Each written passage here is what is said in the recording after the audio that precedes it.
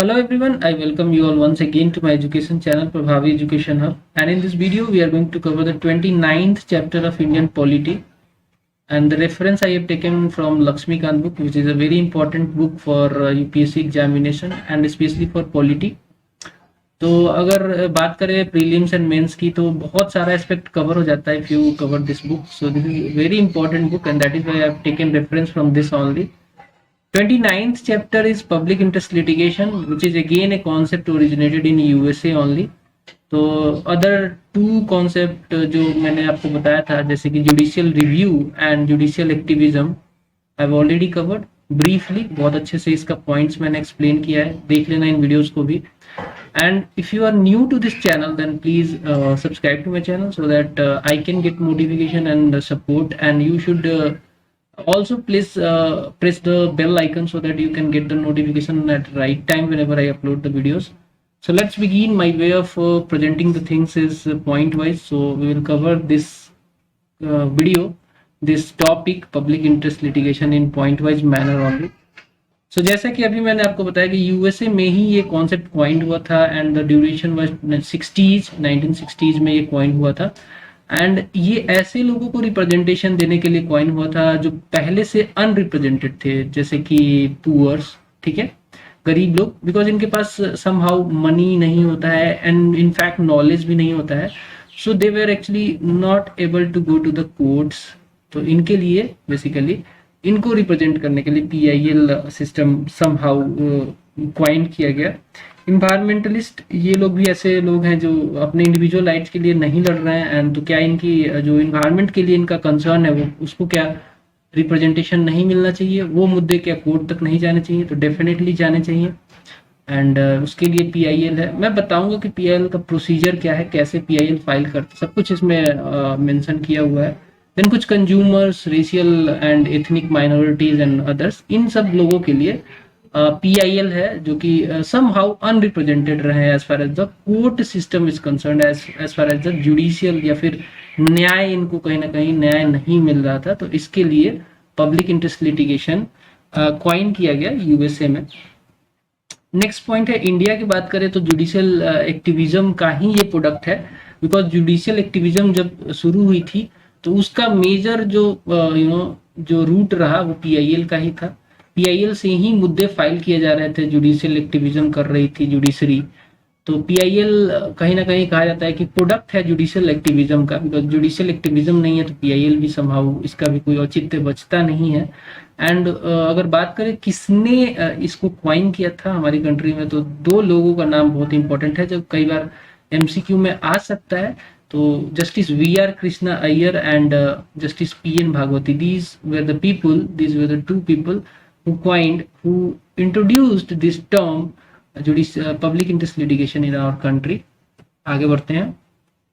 Next इस public interest litigation को कुछ अदर नाम से भी जाना जाता है, जैसे कि social action litigation, social interest litigation and class action litigation. So सारे नाम एक ही है, पीआईएल का ही ये दूसरे नाम है.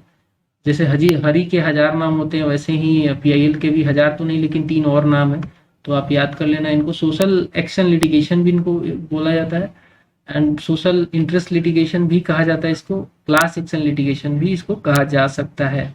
नेक्स्ट है मीनिंग क्या है देन पीआईएल का. अब आपने देख लिया अभी तक कि कैसे जो पहले से अनरिप्रेजेंटेड लोग थे उनको रिप्रेजेंटेशन दिया जाने लगा पीआईएल के थ्रू, तो मीनिंग भी जानना जरूरी है. तो सुप्रीम कोर्ट ने भी डिफाइन किया है इसको.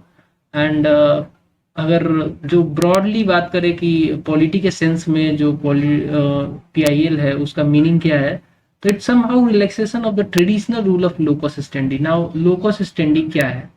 लोकस स्टैंडी का मतलब ये है कि जो लोग जिनका राइट्स जैसे कि फंडामेंटल राइट वायलेट हुआ है, फंडामेंटल राइट्स होते हैं आपके पास डेफिनेटली, अगर आपने वीडियो देखा नहीं है तो देख लेना, मैंने क्लियरली बताया कि कौन कौन से फंडामेंटल राइट्स होते हैं आपके पास.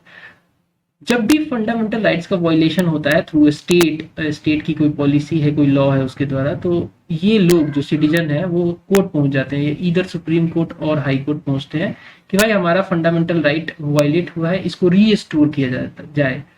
सुप्रीम कोर्ट में पहुंचते हैं अंडर आर्टिकल 32 जो कि कहता है कि राइट टू रिमेडी है आर्टिकल 32, एक फंडामेंटल राइट है इटसेल्फ। तो इसके प्रोविजन के अंतर्गत लोग पहुंचते हैं सुप्रीम कोर्ट, और हाई कोर्ट में भी एक आर्टिकल है 226 हाई कोर्ट के लिए, ये भी सेम है। कुछ डिफरेंस है दोनों में, वो डिफरेंस हम यहाँ नहीं कवर करने वाले हैं बिकॉज ऑलरेडी मैंने एक्सप्लेन किया है। तो जब भी फंडामेंटल राइट्स वगैरह वायलेट होता है तो either a citizen can go directly to Supreme Court और he can directly go to High Court. तो ऐसा करके वो जाके रीस्टोर करवाते हैं। तो ये जो लोकस स्टैंडी है, ये राइट है आपका एज ए सिटीजन। कौन जा सकता है कोर्ट में, कौन कोर्ट में जा सकता है, उसको लोकस स्टैंडी कहते हैं, रूल ऑफ लोकस स्टैंडी, ठीक है। लेकिन वैसे लोगों का क्या, जो कि जो पहुंच ही नहीं पाते थे कोर्ट तक, जैसे कि poor, environmentalist, consumers, racial, ethnic minority and others, तो वैसे लोगों के लिए पीआईएल है। वैसे लोग कौन से लोग हैं, जो कि पब्लिक एस्पायरेटेड सिटीजन है या फिर सोशल ऑर्गेनाइजेशन है जो कि इन लोगों को रिप्रेजेंट करते हैं। ये लोग जो है poor, environmentalist, consumers, racial and ethnic minorities, ये लोग डायरेक्टली तो नहीं जा सकते। डायरेक्टली इनके पास चूंकि मीन्स ही नहीं है जाने का, इतना ना नॉलेज है ना पैसा है, एंड मोर ओवर इनको रिप्रेजेंटेशन नहीं मिला हुआ है। तो इनको हाईलाइट करने के लिए, इनके मुद्दे को सुप्रीम कोर्ट या फिर हाई कोर्ट तक पहुंचाने के लिए कुछ पब्लिक एस्पायरेटेड लोग होते हैं जो कि देखते रहते हैं कि समाज में क्या प्रॉब्लम चल रही है, उस प्रॉब्लम को चाहते हैं कि रिप्रेजेंट करते कोर्ट तक ले जाया जा सके।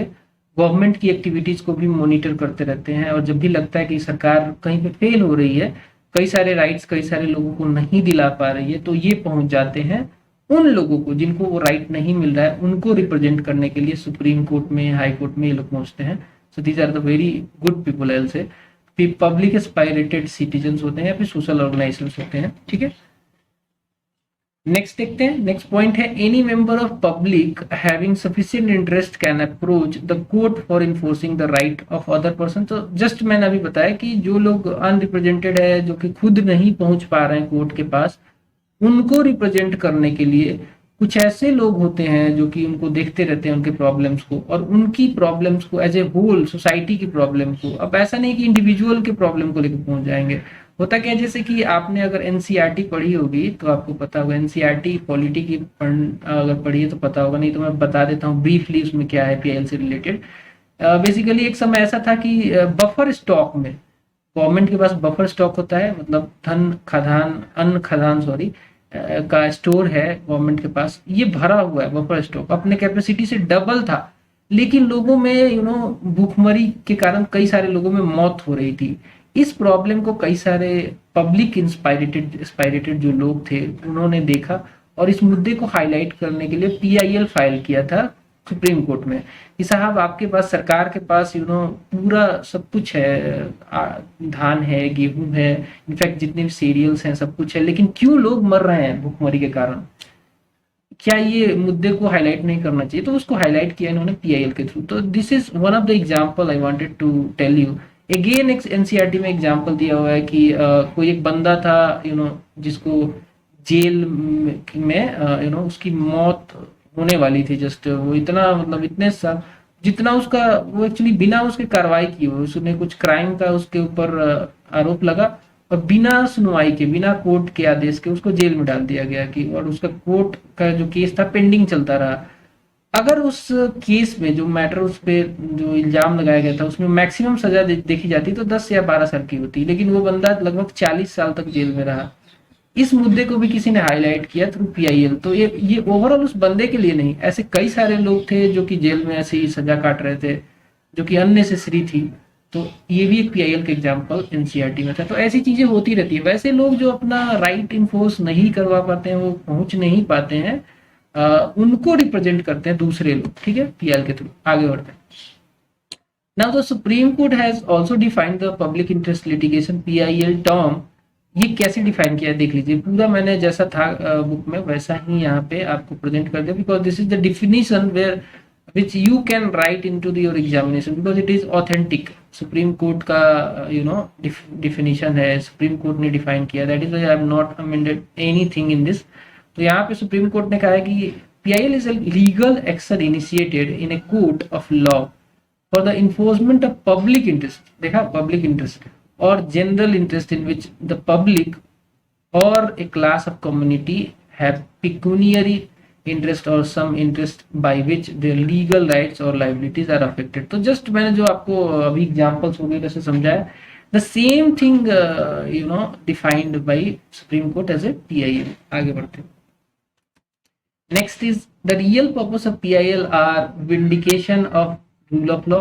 तो रूल ऑफ लॉ को विंडिकेट करना भी पीआईएल का रियल पर्पस है. रूल ऑफ लॉ जो है, जो हमारी कंट्री में फॉलो होता है, उसके अगेंस्ट चीजें होती हैं तो विंडिकेशन होता है उसका, और वो काम है, वो पर्पस है पीआईएल का. नेक्स्ट है facilitating effective access to justice to the socially and economically weaker section of the society, definitely. Next is meaningful realization of the fundamental rights of the people.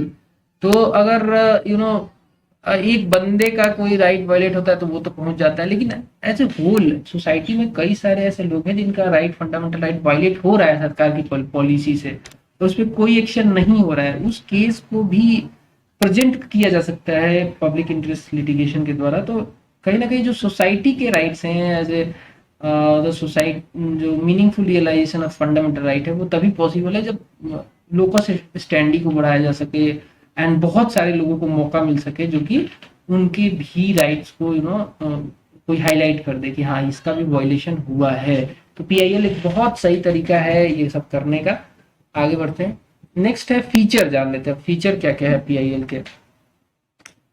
Feature की बात करें तो पहला feature है strategic arm है ये legal aid movement का, and is intended to bring justice within the reach of the poor masses. तो एक लीगल स्ट्रेटेजिक आर्म कहा जा सकता है लीगल एड मूवमेंट के लिए, बिकॉज कई सारे लोग जिनका रिप्रेजेंटेशन नहीं है उसको ये एक स्ट्रेटेजिक आर्म की तरह मिलता है कि भाई आपका भी अब रिप्रेजेंटेशन होगा.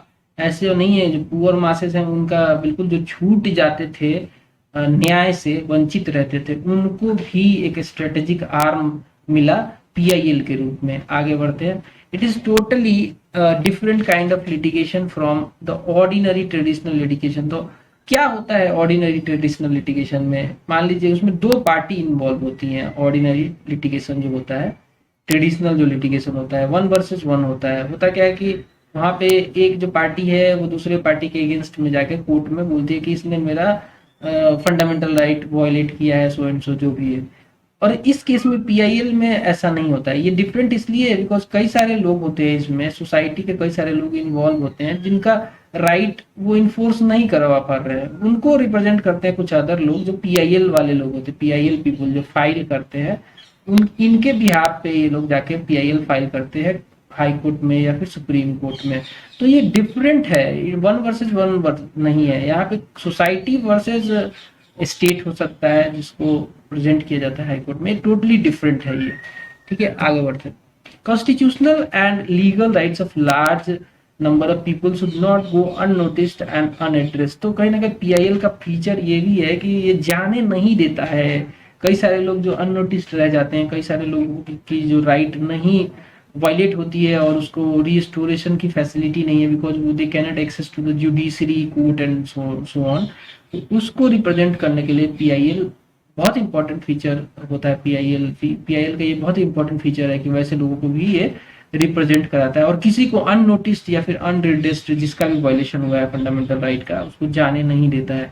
नेक्स्ट है कोऑपरेटिव एफर्ट है ये. पीआईएल की बात करें, यहाँ पे कोऑपरेशन दिखता है किसका? तो पिटिशनर का. जो पिटिशनर होता है पीआईएल, बिकॉज उसके राइट्स वायलेट नहीं हुए हैं, उसको पता है मेरे राइट वायलेट नहीं है, लेकिन उसने देखा है कि सोसाइटी में ये वर्ग है जिसके राइट वायलेट हुए हैं, उसको हाईलाइट किया उसने. तो कहीं ना कहीं कोऑपरेशन दिखाया उसने पिटिशनर ने, और वहां पे कोऑपरेशन दिखाती है स्टेट भी या फिर पब्लिक अथॉरिटी भी या फिर कोर्ट. तो एक कोऑपरेटिव एफर्ट है जो कि बिल्कुल जो ट्रेडिशनल लिटिगेशन उससे अलग होता है. वहां पे कोई कोऑपरेशन नहीं होता. यहाँ पे कोऑपरेशन दिखता है. कोर्ट भी चाहती है कि पिटिशनर के फेवर में डिसीजन दिया जाए, उसके जो मुद्दे उसने हाईलाइट किए हैं उसको सॉल्व किया जाए. और जब कोर्ट ये स्टेट को बोलती है या किसी भी पब्लिक अथॉरिटी को बोलती है, तो कोर्ट के आदेश पे स्टेट भी और पब्लिक अथॉरिटी भी चाहता है कि जो वायलेशन हो रहा है उसमें करेक्शन लाया जा सके, जो प्रॉब्लम चल रही है उसको सॉल्व किया जा सके. तो ये कोऑपरेटिव एफर्ट है जो कि बहुत इंपॉर्टेंट फीचर है पीआईएल का. ठीक है, आगे बढ़ते हैं. It is undertaken for the purpose of, sorry मेरा पॉइंटर कहीं गुम सा गया. अच्छा, यहाँ पे undertaking for the purpose of redressing public injury, enforcing public duty. तो देखिए होता क्या है कि पब्लिक इंटरेस्ट लिटिगेशन तभी फाइल किया जाता है जहाँ पे सरकार अपना काम नहीं कर रही है। सरकार मतलब स्टेट होता है, स्टेट मतलब यूपी बिहार या फिर ऐसी नहीं, स्टेट मतलब एज ए नेशन में बात कर रहा हूँ। तो जहाँ पे भी गवर्नमेंट गवर्नमेंट जहाँ फेल हो रही है, अपनी ड्यूटी नहीं कर पा रही है, उसको पीआईएल से हाईलाइट किया जाता है और उसको रिड्रेस कराती है कोर्ट। तो कहीं ना कहीं जो ड्यूटीज जो सरकार नहीं ले रही है उसको कर रही है, उसको री इंट्रोड्यूस कराने के लिए, उसको रिड्रेस करने के लिए पब्लिक इंजरी को, ये एक फीचर है पीआईएल का। नेक्स्ट है role held by the court is more assertive than in traditional action. तो यहाँ पे जो रोल होता है कोर्ट का, कोर्ट बहुत असर्टिव होती है। ट्रेडिशनल में क्या होता है, वो कोर्ट शो शो करके बैठी होती है, वो तराजू लेके बैठी होती है, तराजू में जिसका पलड़ा भारी हुआ उसके फेवर में डिसीजन दे देती है। न्याय जो है, न्याय की देवी जो है अंधी होती है, जैसा कि आपने सुना होगा, देखा होगा पिक्चरों में भी, उसके आंखों पे ऐसे काला पट्टा लगा रहता है। ये न्याय की देवी की पिक्चर मैंने बना दी, आई होप मैंने बहुत अच्छी पिक्चर बनाई है।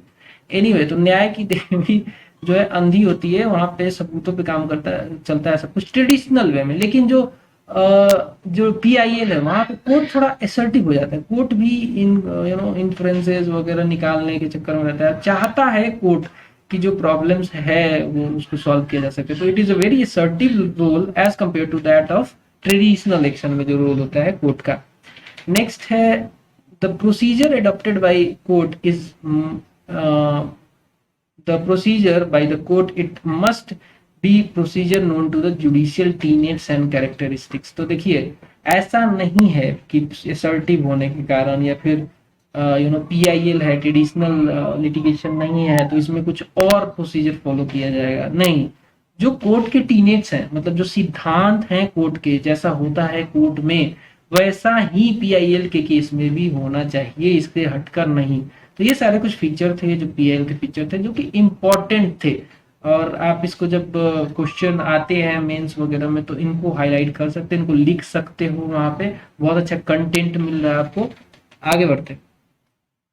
नेक्स्ट है यहाँ पे स्कोप ऑफ पीआईएल। अब पीआईएल का स्कोप क्या है, कहाँ से ओरिजिनेट होता है पीआईएल। तो इस स्कोप को बेसिकली 1998 में सुप्रीम कोर्ट ने फॉर्मुलेट किया था कुछ guidelines, because everything cannot be treated as a PIL. अगर सब कोई भी बंदा इवन इनफैक्ट एक लेटर भेज दिया है, पिटीशन भेज दिया, उसको पीआईएल की तरह ट्रीट कर लिया जाए तो कोर्ट के ऊपर ओवर बर्डन हो जाएगा, अननेसेसरी चीजें नहीं आनी चाहिए।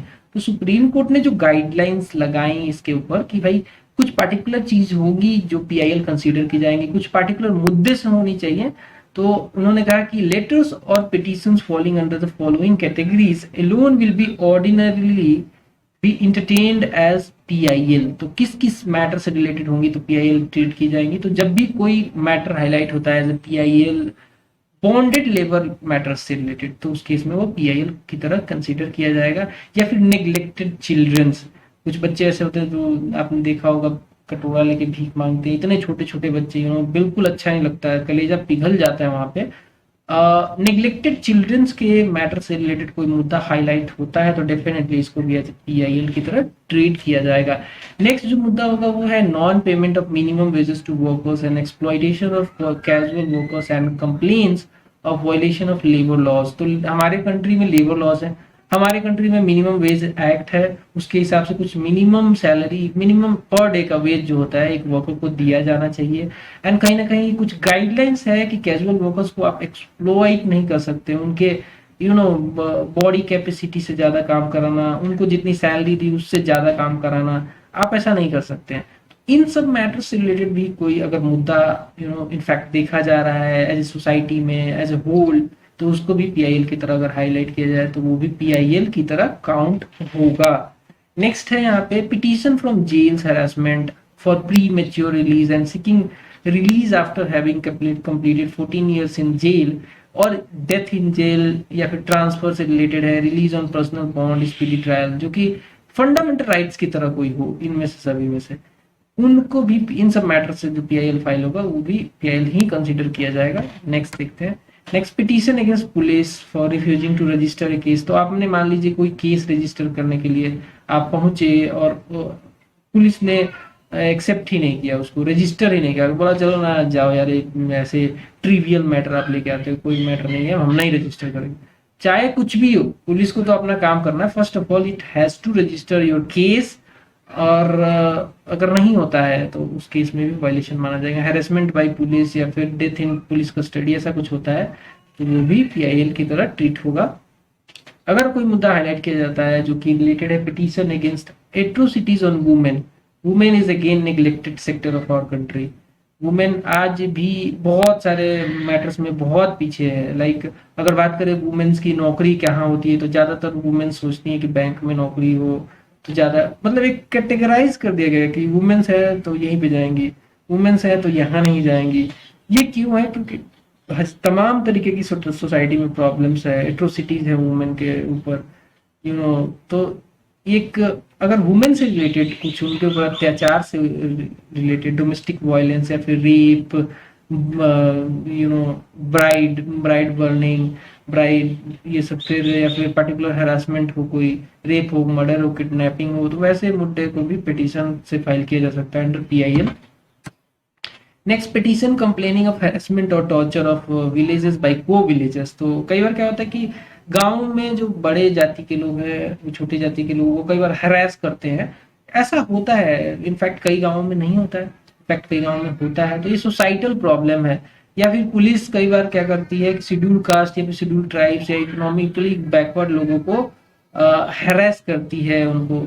वैसे केस में कोई पिटीशन फाइल होता है तो वो भी पीआईएल की तरह ट्रीट किया जाएगा। नेक्स्ट है petition pertaining to environmental pollution, disturbance of ecological balance, drugs, food alteration, maintenance of heritage and culture, antiques, then forest and wild life and other matters of public importance. तो होता क्या है कि देखिए, environment has limited potential, environment has limited resources. तो कई बार क्या होता है, इन्वायरमेंट के रिसोर्सेज को हम ओवर एक्सप्लॉइट करते हैं, जैसे कि फोजिल फ्यूल बर्निंग, तो उससे क्या होता है कि पोल्यूशन होता है। एनीवे ऐसा कुछ और भी एग्जाम्पल हो सकता है, जैसे कि नदियों में सीवेज हमारा जो फेकल फिकल के साथ वो जो मतलब अनट्रीटेड सीवेज जो चला जाता है। कई ऐसे चमड़ा कारखाने हैं, Kanpur is one of the example, जहाँ पे गंगा के साथ में ही कई सारे चमड़ा उद्योग हैं, चमड़ा कारखाने हैं, जो कि अपना अनट्रीटेड जो वेस्ट है वो सीधा उनका गंगा में जाता है। तो बीच में ऐसा था कि वहां पे वो जो एरिया है यूपी वाला, और कुछ एरिया जो जहाँ पे ये अपना गन्ने की खेती होती है, वो भी मिल्स के जो वेस्ट होता है उनको भी पानी में छोड़ देते हैं। तो इससे क्या है, वाटर पोल्यूशन होता है, ऐसे एयर पोल्यूशन भी होता है, ऐसे लैंड पोल्यूशन भी हो सकता है। तो ओवरऑल अगर कुछ इन्वायरमेंटल पोल्यूशन से रिलेटेड है या फिर इकोलॉजिकल बैलेंस को बिगाड़ने वाली कुछ चीजें हो रही हैं, उससे मैटर हाईलाइट किया जाता है, पीएल के थ्रू किया जा सकता है। ड्रग्स या फूड अल्टरेशन से रिलेटेड है, या फिर maintenance of heritage and culture. Again किसी कंट्री का ब्यूटी अगर की बात करें, उसकी सुंदरता को, तो वो हेरिटेज और कल्चर ही होता है। जैसे कि लोग आते हैं देश विदेश से, तो कहाँ जाते हैं आपके, आप जरूरी तो है नहीं कि ऐसी जगह जाएंगे जहाँ पे कुछ भी नहीं है, वैसे जगह जाते हैं जहाँ पे हेरिटेज है, जहाँ कल्चर है। तो it shows as a whole कि कंट्री कितना कल्चरल डेवलपमेंट इस कंट्री में रहा है, और हेरिटेजेस को कैसे मेंटेन किया गया है। तो उससे भी रिलेटेड कोई मैटर है तो उसको भी पीएल से हाईलाइट किया जा सकता है। एक एग्जांपल मैं बताता हूँ, जैसे कि अभी आगरा में अभी रिसेंटली आपने सुना होगा कि आगरा में जो ताज है उसका कलर येलोइश होता जा रहा था, व्हाइट जो है संगमरमर वो येलो होता जा रहा था, ऑल बिकॉज ऑफ द कारखाना जो वहां पे आसपास थे, चमड़ा से रिलेटेड एंड ऑल। तो वो जो जूते वूते बनते हैं उनसे रिलेटेड वो जो वेस्ट उनका जो धुआं निकल रहा था उसकी वजह से हो रहा था। तो पीआईएल फाइल हुआ इसमें। तो ऐसा मैं इसलिए बता रहा हूँ कि एग्जाम्पल से समझोगे तो ज्यादा अच्छा लगेगा। एंटिक्स जैसे पुरानी चीजें हैं उनसे रिलेटेड, फॉरेस्ट वाइल्ड लाइफ इससे रिलेटेड, ये सब पीआईएल में किया जा सकता है। नेक्स्ट है petition from right victims and family pension, ये भी इसी में रखा गया है। अब कुछ ऐसी चीजें जान लेते हैं। The cases falling under the following categories will not be entertained as PIL. यहाँ पे कीवर्ड क्या है, विल नॉट बी इंटरटेन्ड। तो कुछ ऐसी भी चीजें हैं जिनको पीआईएल के तौर पे नहीं रिप्रेजेंट किया जा सकता है। कई सारे मैटर्स हैं कोर्ट में नहीं जा सकते हैं जब पीआईएल फाइल करके। तो लैंडलॉर्ड या टीनेट का जो मैटर है, मान लीजिए जो लोग लैंडलॉर्ड हैं और कुछ टीनेट्स हैं, तो उससे रिलेटेड जो मैटर्स हाईलाइट होते हैं उसको पीआईएल के द्वारा नहीं लिया जाया जा सकता। ऐसा नहीं बोला जा सकता कि ये मेरा जो मैं मकान में रह रहा हूँ उससे रिलेटेड जो किराया इसने बढ़ा दिया तो मैं पीआईएल फाइल करने लगूँ, तो ऐसा नहीं हो सकता है। ठीक है, आगे बढ़ते हैं। नेक्स्ट है service matters and those pertaining to pension and gratuity, इसको भी नहीं रखा जा सकता है। Next, admission to medical and other educational institutions. तो आपने रिसेंटली ऐसा सुना होगा कि जो प्राइवेट इंस्टीट्यूशंस है बहुत ज़्यादा फीस लेती हैं मेडिकल मेडिकल में एडमिशन कराना हो तो, क्योंकि गवर्नमेंट वाली तो ऐसे ही फुल हो जाती है, बिकॉज जो उसमें क्रीम है वो भर जाते हैं, और बाकी कुछ और भी लोग होते हैं जो नीट वीट क्वालिफाई करके बैठे होते हैं, लेकिन उनको सीट नहीं मिलती गवर्नमेंट में, तो लास्ट में उनको प्राइवेट की तरफ जाना पड़ता है। प्राइवेट में जाते हैं तो खूब सारा पैसा लगता है। तो क्या उस मैटर को ऐसे हाईलाइट किया जा सकता है एज ए पीआईएल के तौर पे किसी कोर्ट में जाया जा सकता है? तो नहीं। Admission to medical and other educational institution can not be go through the PIL matter. Next है petition for early hearing of cases pending in High Court and subordinate courts. इसको भी आप पीआईएल फाइल करके नहीं बोल सकते कि high court में बहुत सारे केस पेंडिंग है, पिटीशन अर्ली हियरिंग वगैरह के लिए नहीं जाया जा सकता है। मतलब जो जो प्रोसीजर है हाई कोर्ट का, जो जितना टाइम लगना है उतना टाइम तो लगना ही है, तो इसको आप ऐसे पीआईएल के तौर पर नहीं फाइल कर सकते। नेक्स्ट है, अब जानते हैं प्रिंसिपल्स क्या है पीआईएल के। तो प्रिंसिपल्स की बात करें तो सुप्रीम कोर्ट ने कुछ प्रिंसिपल्स ऑब्जर्व किया है, कुछ हाईलाइट किया है प्रिंसिपल्स, जो पीआईएल के प्रिंसिपल्स हैं वो जान लेते हैं। पहला प्रिंसिपल्स है कि under article 32 and 226 constitution of the constitution the petition can be entertained. Court को ट्रीट करना पड़ेगा। एक लेटर को भी एज ए टेलीग्राम भी आया है, उसको भी पीआईएल ट्रीट किया जा सकता है। तो देखिए ब्रॉडली जो मैटर्स जो लोगों का रिप्रेजेंटेशन नहीं हो पाता है, तो उसको कुछ पब्लिक एस्पायरेटेड लोग होते हैं वो रिप्रेजेंट करने के लिए पीआईएल फाइल करते हैं, तो वो अंडर आर्टिकल 32 में जा सकते हैं, अंडर आर्टिकल 226 के प्रोविजंस के द्वारा उनको फाइल किया जा सकता है, जो कि राइट टू रिमेडी है। वायलेशन होता है अगर फंडामेंटल राइट का, तो इसी राइट के द्वारा आप जाते हो कोर्ट में, लोकस स्टैंडी है ये। और इनफैक्ट अगर बात करें पीआईएल का, तो कोई लेटर भी लिख के भेज दे जो कि बहुत इंपॉर्टेंट मैटर से हो, और कोर्ट को भेज दिया जाए, टेलीग्राम भी भेज दिया जाए कोर्ट को, तब भी उसको पीआईएल की तरह ट्रीट किया जा सकता है। अब टेलीग्राम आजकल जो चल रहा है ऐप, वो टेलीग्राम की बात नहीं कर रहा हूँ मैं। टेलीग्राम मतलब लिखित में जो जाता है, जो पोस्ट जाता है, वो टेलीग्राम की बात कर रहा हूँ। आगे बढ़ते।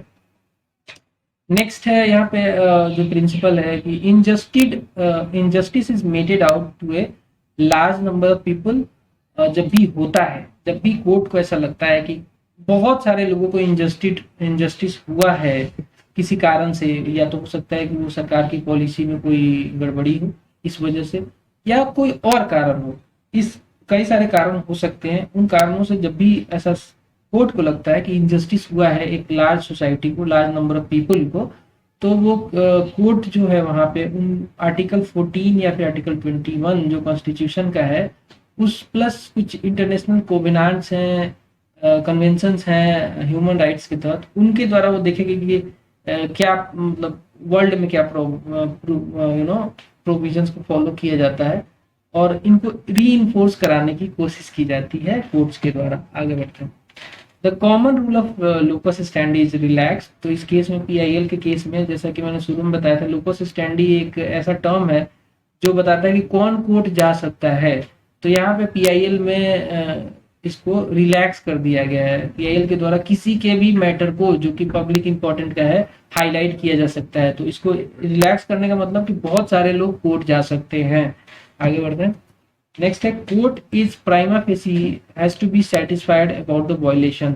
जब भी कोई पीआईएल फाइल होता है तो कोर्ट को पीआईएल को ट्रीट करने से पहले, उसको देखने से पहले, उस पर कार्रवाई करने से पहले कोर्ट को इंश्योर करना होता है कि क्या ये सच में वायलेशन हुआ है या फिर झूठा ये पीआईएल है। क्योंकि इल फेटेड कई सारे इल कंसीव्ड जो पीआईएल है वो भी पहुंचते हैं कई बार गवर्नमेंट को डिफेम करने के लिए भी कई सारी चीजें होती हैं। तो कोर्ट को यहाँ पे जिम्मेदारी है कि सेटिस्फाई होना पड़ेगा कि सच में क्या वायलेशन हुआ है क्या। देन नेक्स्ट है कि it may not allow the state और the government from raising the question. अगर जब भी कोई ऐसा मैटर है पब्लिकली सच में वायलेशन कुछ हुआ है, तो वहां पे अगर स्टेट या फिर कोई सरकार है, गवर्नमेंट है, वो उस पर क्वेश्चन करे उसकी पीआईएल की वैलिडिटी पे, तो उस क्वेश्चन को नल एंड वॉइड किया जा सकता है। उसको अलाउ नहीं करेगी कई बार कोर्ट, क्योंकि सच में अगर वायलेशन हुआ है तो उसको उसके उस पीआईएल के औचित्य को नहीं क्वेश्चन किया जा सकता है गवर्नमेंट के द्वारा। आगे बढ़ते हैं। Question as to whether the principles और res judicata principle analogous thereto would apply depend on the nature. तो होता क्या है, ये टर्म्स थोड़ा जान लीजिए, थोड़ा मेसी पॉइंट है, थोड़ा बहुत ही डिफिकल्ट पॉइंट हो सकता है जो नॉर्मल जिसको नहीं समझे पॉलिटी के बारे में। तो रेस जुडिकाटा क्या होता है? रेस जुडिकाटा का मतलब होता है कि मान लीजिए कोई मैटर कोई आप लेके गए कोर्ट में और कोर्ट ने कुछ वर्डिक्ट दे दिया, एक कोर्ट में गए, क्या उस वर्डिक्ट को आप जाके दूसरे कोर्ट में चैलेंज कर सकते हैं, दूसरे जैसे सुप्रीम कोर्ट में चैलेंज कर सकते हैं? इसको कहते हैं res judicata, principle of res judicata. तो इस अगर जब बात करें रेस जुडिकाटा पीआईएल के केस में लग सकता है कि नहीं, तो ये डिपेंड करेगा नेचर ऑफ द पीआईएल। अगर बहुत पब्लिकली इंपॉर्टेंट है तो किया भी जा सकता है, मतलब एक कोर्ट के डिसीजन को आप चैलेंज कर सकते हैं दूसरे कोर्ट में, या फिर नहीं भी किया जा सकता है, ये नेचर के ऊपर डिपेंड कर सकता है। ठीक है, आगे बढ़ते हैं।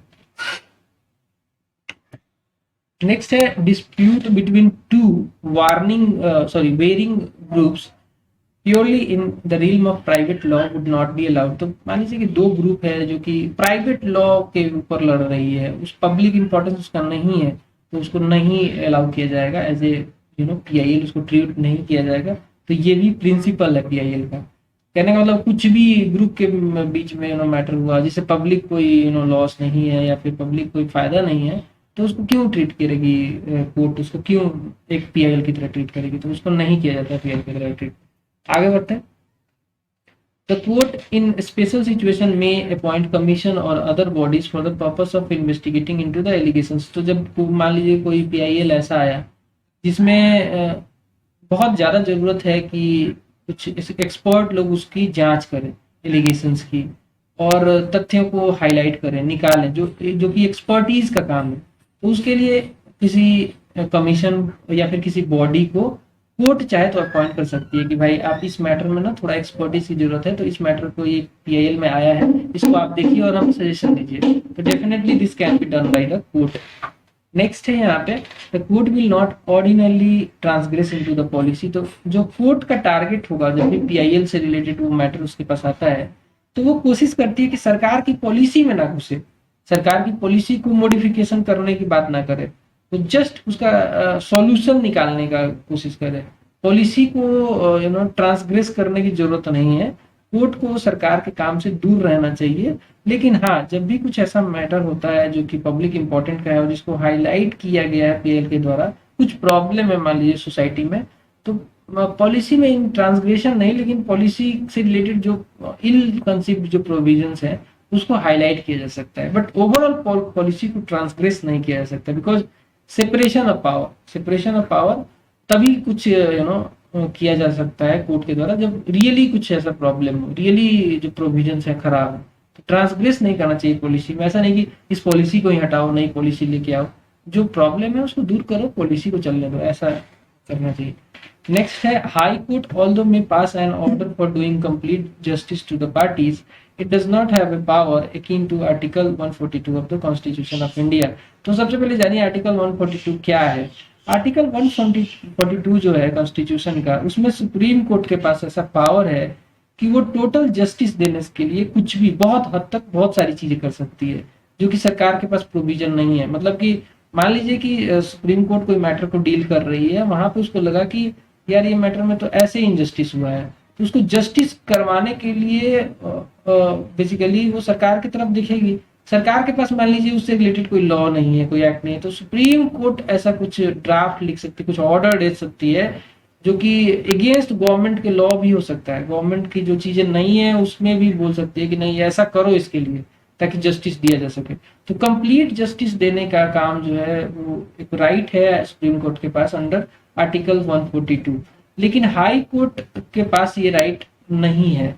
High Court, although may pass an order for doing complete justice to the parties, it does not have a power akin to the Article 142 of the Constitution of India. खुद ही ये जस्टिस नहीं दे सकती है हाई कोर्ट। यहाँ पे यही मैं point highlight कर सकता हूँ कि सुप्रीम कोर्ट तो कर सकती है अंडर आर्टिकल 142, लेकिन जब भी पीआईएल आएगा हाई कोर्ट के पास तो वो एक ऑर्डर दे सकती है कि भाई कंप्लीट जस्टिस पार्टी को मिलना चाहिए, बट वो दिलाने के लिए खुद ही ड्राफ्ट नहीं कर सकती है कि कोई ऑर्डर खुद ही नहीं, मतलब कंप्लीट जो है वहां पे नहीं कर सकती। आर्टिकल 142 उसको अलाउड नहीं है। नेक्स्ट है ordinarily the high court should not entertain A writ petition by way of PIL. तो एक रीट पिटीशन को पीआईएल की तरह नहीं ट्रीट किया जा सकता, यहाँ पे सिंपल सी बात है। अब कुछ गाइडलाइंस जान लेते हैं, गाइडलाइंस फॉर एडमिटिंग पीआईएल, कब किस तरीके से क्या गाइडलाइंस है जिसके द्वारा पीआईएल को एडमिट किया जाता है कोर्ट के पास जब पहुंचता है। तो it should not be allowed to become publicity interest litigation और पॉलिटिक्स इंटरेस्ट लिटिगेशन और प्राइवेट इंटरेस्ट लिटिगेशन और पैसा इंटरेस्ट लिटिगेशन और मिडिल क्लास इंटरेस्ट लिटिगेशन। कहने का मतलब ये है कि पीआईएल का काम बहुत इंपॉर्टेंट है, लेकिन इसको ऐसे नहीं बना देना चाहिए कि सरकार पब्लिसिटी करने के लिए या फिर कुछ लोग पब्लिसिटी पाने के लिए लिटिगेशन फाइल कर दे। तो इसको मतलब कि पीआईएल जो है उसका रोल बहुत इंपॉर्टेंट है, इसको पॉलिटिक्स इंटरेस्ट लिटिगेशन की तरह नहीं बनाना चाहिए या फिर प्राइवेट इंटरेस्ट लिटिगेशन। अब जैसे पॉलिटिक्स इंटरेस्ट लिटिगेशन क्यों कहा गया है, क्योंकि कई बार अपोजिशन पार्टी के लोग क्या करते हैं, पीआईएल फाइल करवा देते हैं लोगों के द्वारा गवर्नमेंट के अगेंस्ट में, झूठा, मतलब वो सच में वो प्रॉब्लम नहीं है बट झूठा फाइल करवा देते, तो पॉलिटिक्स इंटरेस्ट लिटिगेशन हो जाता है वो। प्राइवेट इंटरेस्ट लिटिगेशन, जब भी कोई ग्रुप है जो प्राइवेट बेनिफिट चाहती है पीआईएल के द्वारा, तो उस तरीके से भी पीआईएल फाइल हो सकता है। तो बेसिकली इन सब चीजों से बचना है, पैसा interest litigation, middle class interest litigation, इन सब चीजों से बचना है। और इसके लिए कुछ गाइडलाइंस है पीआईएल की, तो देख लेते हैं। सुप्रीम कोर्ट ने ऑब्जर्व किया है कुछ गाइडलाइंस को, जैसे PIL is not a pill of और ए पैनासिया फॉर ऑल रॉन्ग्स। जरूरी नहीं है जितनी सोसाइटी में जितने भी प्रॉब्लम्स है, जितने भी गलत काम हुए हैं, उसका एक ही इलाज है, पीआईएल फाइल कर दो। तो ये एक पैनासिया नहीं है, रामबाण नहीं है ये, ठीक है, ऐसा मानना है सुप्रीम कोर्ट का। In the recent times increasingly instances of abuse of PIL has been observed by the supreme court. Supreme court ने ऐसा देखा है कि जो कई बार कई ऐसी पार्टी हैं सरकार के अगेंस्ट, जो है अपोजिशन पार्टी, वो भी करती है, पीआईएल फाइल करवा देती है, या फिर पैसा इंटरेस्ट लिटिगेशन हो जाता है, लोग उससे पैसा बनाने की कोशिश करते हैं। तो ये अब्यूज देखा है सुप्रीम कोर्ट ने। नेक्स्ट है, Therefore, the Supreme Court laid down the following guidelines for checking the misuse of PIL। वो देख लेते हैं क्या क्या है। पहला यहाँ पे, the court must encourage genuine and bona fide PIL। भाई कोर्ट खुद ही इंश्योर करना है कि जो PIL आ रहा है वो जेन्यून है, उसमें दम है, ऐसा नहीं है कि वो पॉलिटिकल मोटिव से आया है। तो ये सब देखना है, कोर्ट का ही काम है डेफिनेटली, और कोई तो देखेगा नहीं, कोर्ट को ही इसमें रूलिंग देनी है, कोर्ट को ही इस मैटर को देखना है। नेक्स्ट है, formulate rules for encouraging the genuine PIL file and discouraging the PIL file with oblique motives। तो कोर्ट को ऐसा भी करना है कि कुछ ऐसे रूल्स बनाने हैं जिससे कि PIL, जो जेन्यून PIL है, उनको प्रमोशन मिले, उनको प्रमोट किया जा सके, उनको इनकरेज किया जा सके, और जो ऑब्लिक मोटिव के साथ कुछ PIL आती है उसको डिस्करेज किया जा सके। तो कुछ रूल बनाना पड़ेगा, ऐसा सुप्रीम कोर्ट का मानना है। आगे बढ़ते हैं। नेक्स्ट है, प्राइमा फेसी कोर्ट को देखना, वेरीफाई करना चाहिए credential of the petitioner before the entertaining PIL. कहने का मतलब है कि जब पीआईएल कोई पिटिशनर फाइल करता है तो पहले पिटिशनर के बारे में ही जानो, उसकी क्रेडेंशियल्स, उसकी गुण, उसकी जो मतलब जनरल उसका परसेप्शन है लोगों में वो क्या है, उसको भी वेरीफाई करना जरूरी है। क्या उसने सच में पीआईएल जो फाइल किया वो पब्लिक मोटिव के लिए है, पैसा इंटरेस्ट के लिए नहीं है, या फिर पॉलिटिक्स इंटरेस्ट के लिए नहीं है। तो ये सब वेरीफाई करना पड़ेगा कोर्ट को। आगे बढ़ते हैं। Court should also prima facie satisfied regarding the correctness of the contents of petition before entertaining the PIL. तो जो पीआईएल में जो मैटर हाईलाइट किया है क्या वो करेक्ट है, उसका कंटेंट सही है कि नहीं, वो भी जांच करना कोर्ट का काम है। आगे बढ़ते हैं। नेक्स्ट है, court should be fully satisfied that substantial public interest is involved। तो पब्लिक इंटरेस्ट बहुत इंपॉर्टेंट है, that is why public interest litigation कहते हैं उसको। एज ए होल क्या मतलब वो बहुत सारे लोगों को रिप्रेजेंट कर रहा है कि नहीं, सही में सोसाइटी में कोई प्रॉब्लम है कि नहीं, ये भी इंश्योर करना, उसको सेटिस्फाई होना कि हाँ सच में पब्लिक इंटरेस्ट इन्वॉल्व है इस पीआईएल में, ये काम है कोर्ट का। आगे बढ़ते हैं। Petition which involves larger public interest, gravity and urgency must be given priority. तो जो जैसे मान लीजिए कई सारे पीआईएल आ गया है कोर्ट के पास और उसमें से कुछ लेस इंपॉर्टेंट है जिनकी ग्रेविटी थोड़ी कम है और कुछ ज्यादा इंपॉर्टेंट दिख रहा है, तो वहां पे प्रायोरिटी देनी चाहिए वैसे पीआईएल को जो कि लार्जर पब्लिक इंटरेस्ट के लिए है, या फिर उसकी ग्रेविटी या फिर उस अर्जेंट नेचर का है, तब जाके उसको प्रायोरिटी मिलना चाहिए। बाकी को थोड़ा बाद में भी देखा जा सकता है, बिकॉज कोर्ट के पास कई सारे पीआईएल पेंडिंग्स रहते हैं। नेक्स्ट है, court should also ensure that there is no personal gain, private motive or oblique behind the filing PIL. तो ये भी डेफिनेटली चेक करना चाहिए. So that's all from this chapter. PIL is over now. 29th हमने cover कर लिया है. I hope आपको बहुत पसंद आया होगा. पसंद आया तो एक लाइक तो बनता ही है, लाइक कर देना, सब्सक्राइब कर लेना चैनल को, एंड मिलते हैं अगले वीडियो में. तब तक के लिए नमस्कार, बाय बाय.